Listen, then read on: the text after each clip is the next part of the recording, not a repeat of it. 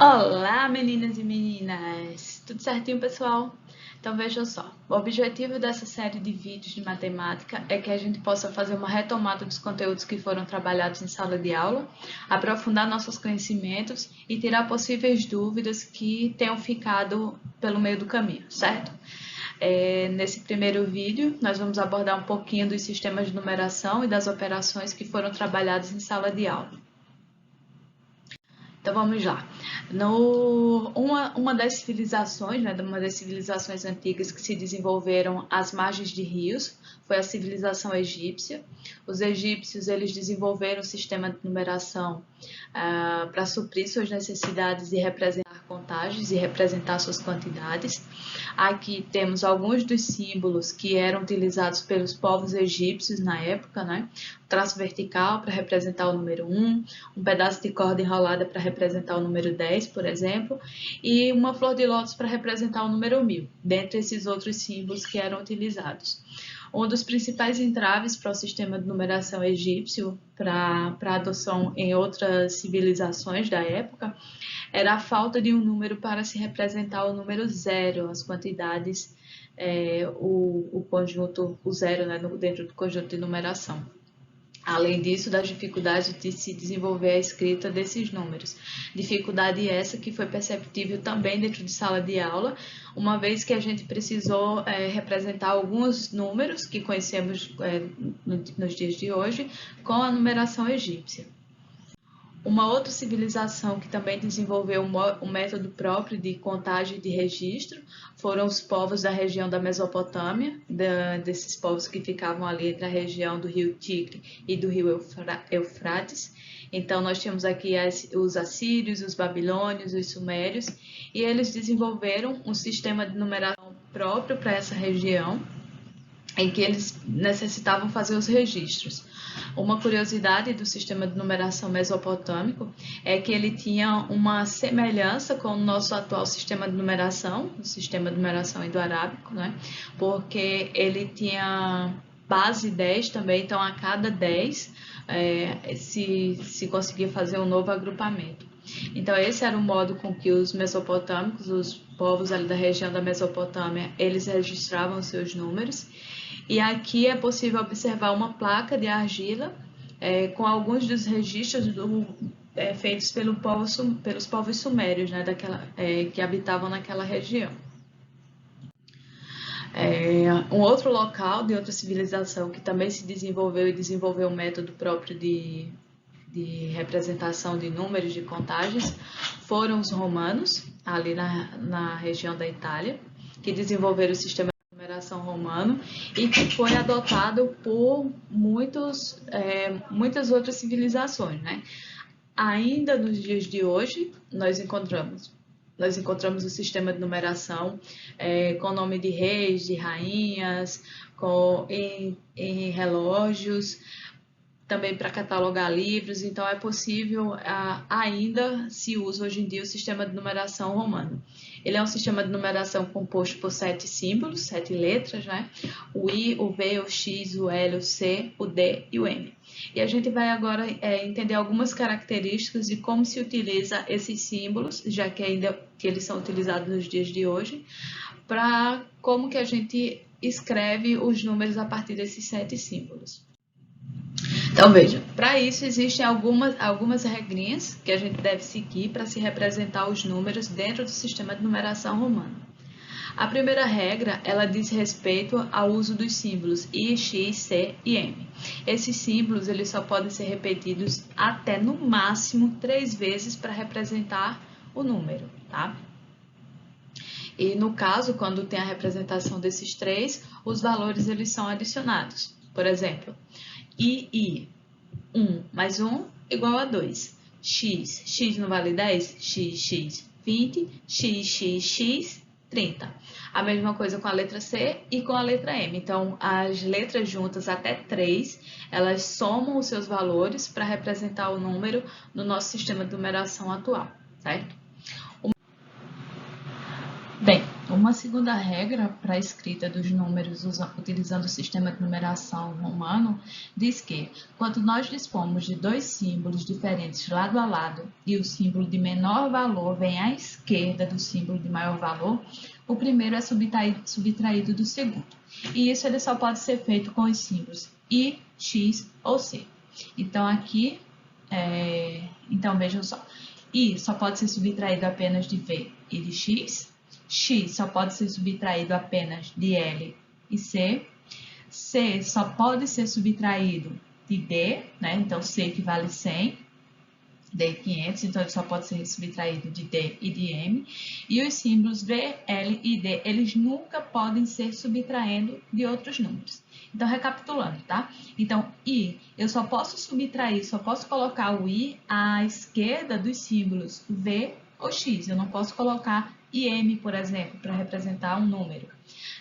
X, que vale 10, eu só posso tirar 10 de 50 ou de C. Eu não posso chegar para escrever o número, por exemplo, 990 e colocar XM, tá? M vale 1000, X vale 10 para subtrair 10 de 1000, para ficar 990. Não posso fazer isso. E os símbolos V, L e D, eles nunca podem ser subtraindo. Eu nunca posso utilizar eles para subtrair de outro número. Por exemplo, eu quero escrever o número 450.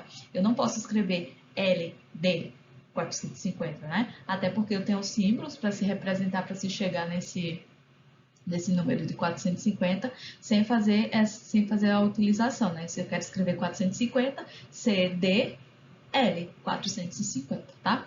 Aqui há algumas representações de como esses números eles aparecem subtraindo, sendo subtraídos de outros números. E V, no caso, né? Sendo retirado de 1, tirando de 5, ficando 4. E X, que representa o 9. A mesma coisa, muita gente teve dúvida e me perguntou se eu poderia escrever o 9 como sendo o símbolo V e V. Olha, gente, o V eu não posso repeti-lo, tá? Não posso repetir. E na escrita de um número, então, aí é que eu não posso mesmo, porque um número, ele só pode ter a repetição das letras.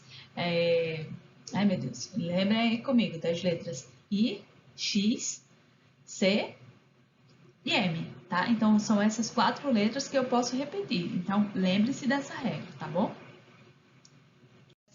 Para se utilizar os números romanos, é quando nós temos dois símbolos diferentes lado a lado e o símbolo de menor valor ele vem à direita do símbolo de maior valor. Nesse caso aqui, os símbolos, os valores de cada símbolo, eles são somados, tá? No caso da parte anterior, nós vimos que IV era igual a 4, porque estava subtraindo, mas quando ele está à direita do símbolo, a gente vai somar. No caso, VI, 6, XI, 11, LX, 60, tá? E vocês devem estar se perguntando, você ainda não falou dos números maiores que 4.000, como é que a gente faz? Então, um traço horizontal, ele é um símbolo que significa multiplicar por 1000 o valor representado por ele. Nós vimos isso em sala de aula também, certo? Algumas representações, por exemplo, o número 6.731. Eu vou pegar o símbolo 6, que representa o número 6, vou passar o traçozinho por cima e vou ter a representação do 6.000. E escrevo 731 da forma como nós já conhecemos e sabemos escrever. Da mesma forma, o número 5.000, V, coloco o traço horizontal sobre ele, para representar o número 5.000. E XXX, passando o traço horizontal sobre ele, vai multiplicar o valor de 30 por 1000 e vai ficar o valor de 30.000. Uma outra civilização também desenvolveu um sistema próprio de numeração. Dessa vez aqui às margens do rio Hindu, ali na Índia, certo? Então, foi aqui que começou a ser desenvolvido o sistema hindu, tá? Vocês devem lembrar que nós trabalhamos em sala de aula um gibi, nós fizemos a leitura de um gibi da turma da Mônica sobre a história dos números, e lá no gibi tinha falando que esse rapaz aqui, o Al-Khwarizmi, ele começou a estudar, ele é um árabe, era árabe, né? Começou a estudar o sistema de numeração hindu, desenvolvido pelos hindus, e a partir desse estudo ele desenvolveu o que hoje nós conhecemos como sistema de numeração indo-arábico. Então, por isso que os algarismos eles têm esse número, né? Vem, de certa forma, em homenagem ao Al-Khwarizmi, que desenvolveu o sistema de numeração, os algarismos como conhecemos hoje.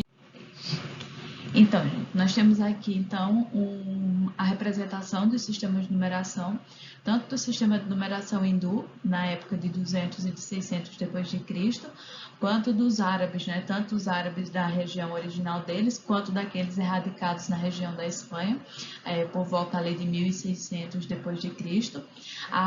Então, o Al-Khwarizmi, ele fez um estudo desses dois sistemas de numeração e ele chegou ao sistema de numeração indo-arábico, né? Com o zero com um símbolo para representar o zero, né, no sistema de numeração, ao passo que os outros sistemas de numeração que nós vimos até então, eles não tinham essa simbologia complementar, né? Então, é a partir desse estudo do Al-Khwarizmi, que se formam os indo-arábicos, que nós temos um sistema de numeração com 10 símbolos, né? E com o símbolo para representar o número zero. Então, é a partir desses símbolos que nós conseguimos escrever todos os números possíveis e imagináveis dentro do nosso sistema de numeração. Bem, e agora um desafio para vocês, né? Quantos grãos de arroz há nessa foto? Pause o vídeo por um minutozinho aí e vocês analisem de que forma a gente faz a contagem da quantidade de grãos de arroz que tem nessa foto. E aí, pausaram o vídeo? Quantos grãos de arroz tem nessa foto? Brincadeira, né, gente? Eu não vou pedir para vocês contarem grão por grão, até porque visualmente a gente percebe que é impossível de se fazer uma contagem apenas visual da quantidade de grãos que se existe aí, né? Dentro do conjunto dos números naturais, a partir daqueles 10 algarismos criados no sistema de numeração indo-arábico, é possível se escrever qualquer número natural possível e imaginável, né? Então, os algarismos, só relembrando o 0, 1, 2, 3, 4, 5, 6, 7, 8 e o 9. Então, a partir da junção, da combinação desses algarismos, é possível escrever os números naturais. Mas, Tiana, então, quais são os números naturais, se não é esse conjunto aqui? Veja, o conjunto dos números naturais é o conjunto dos números formados a partir desses algarismos. Então, são eles o 0, 1, o 2, o 3, o 4, o 5, o 14, o 15, o 16, o 25, o 100, o 150, 1000, 1 milhão, 1 bilhão. Então, todos esses são números naturais dentro do nosso sistema de numeração. Pergunta para vocês: que nome damos ao número que vem antes do número natural e que nome damos ao número que vem depois do número natural? Poxa, Tiana, que pergunta, hein? Mas veja, a gente discutiu isso aqui em sala de aula, né? É o nome que damos ao número que vem antes e ao número que vem depois. O número que vem antes do número natural, nós damos a ele o nome de antecessor, e o número que vem após o número natural, nós damos a ele o nome de sucessor. Então, o que vem depois é o sucessor do número natural e o que vem antes a gente chama ele de antecessor. Um exemplo para vocês é o número 45, o número natural 45. Então, o antecessor do número 45 é o número 44 e o sucessor do número 45 é o número 46. E isso dentro do conjunto dos números naturais. Quando nós estivermos trabalhando com outros conjuntos numéricos, nós vamos ver que entre o número 45 e o número 46 há uma infinidade de outros números. Mas quando nós estivermos apenas trabalhando com outros conjuntos numéricos. Dentro do conjunto dos números naturais, o sucessor de um número natural, nesse caso aqui do 45, é o 46, e o antecessor desse número é o 44. Isso tomando como exemplo o número natural 45. Tá? Uma curiosidade para vocês é que todo número natural, com exceção do zero, ele tem um número que vem imediatamente antes dele, tá? Então, com exceção do zero. E isso, gente, vou enfatizar novamente, dentro do conjunto dos números naturais, tá? Dentro do conjunto dos números naturais, o zero não tem antecessor. Tem um antecessor. Então, minha gente, agora é com vocês, tá? Então, é o momento de vocês malharem o cérebro, de vocês estudarem um pouquinho mais, de buscarem outras informações, já que vocês têm acesso agora à internet, estão mais livres para dar uma olhadinha no livro de vocês, pensarem um pouquinho nas questões que vão ser propostas, para que vocês tenham aquelas ideias mirabolantes para se resolver as questões, mas tudo dentro do conteúdo estudado, certo? Vocês vão estar recebendo aí uma fichinha de aula, em que vocês vão resolver algumas questões bem legais, propostas, certo? E depois a gente volta aqui para conferir essas respostas e ver se está tudo certinho, tá? Beijo grande e é isso aí. Exímios de mãos dadas para a gente estar sempre juntos. Beijo e até a próxima.